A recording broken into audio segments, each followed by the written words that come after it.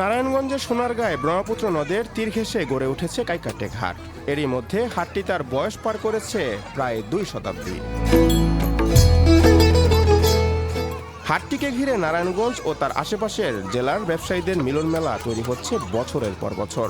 নদী ও সড়ক পথের পাশে অবস্থিত এই হাটের ক্রেতাদের সংখ্যা ধীরে ধীরে কমে এলেও গুরুত্ব কমেনি কোনো অংশেই।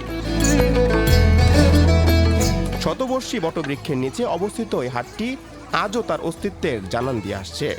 কাইকারটেক মূলত নারায়ণগঞ্জের সোনারগাঁও উপজেলার একটি গ্রাম। গ্রামের পাশ দিয়ে বয়ে গেছে ব্রহ্মপুত্র নদ। সড়ক ও নদীপথ ধরে ব্যবসায়ীরা তাদের পসরা নিয়ে প্রতি সপ্তাহে রোববার হাজির হন এই কাইকারটেক হাটে। নারায়ণগঞ্জ, মুন্সিগঞ্জ, নরসিংদীর ব্যবসায়ীরাও ছুটে আসেন এই হাটে। তবে সময়ের পরিক্রমায় হাটের পণ্য দোকানে পাওয়ায় ক্রেতার সংখ্যা ধীরে ধীরে কমছে।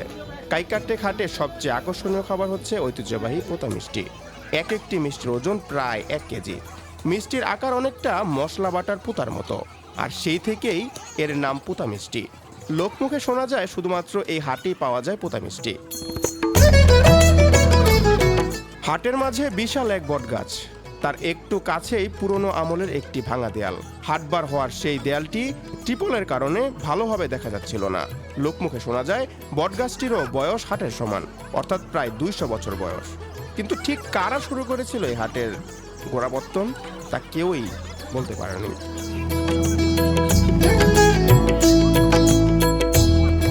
বলেছেন অর্ণব, নিউজ 21 নিউজ ডেস্ক।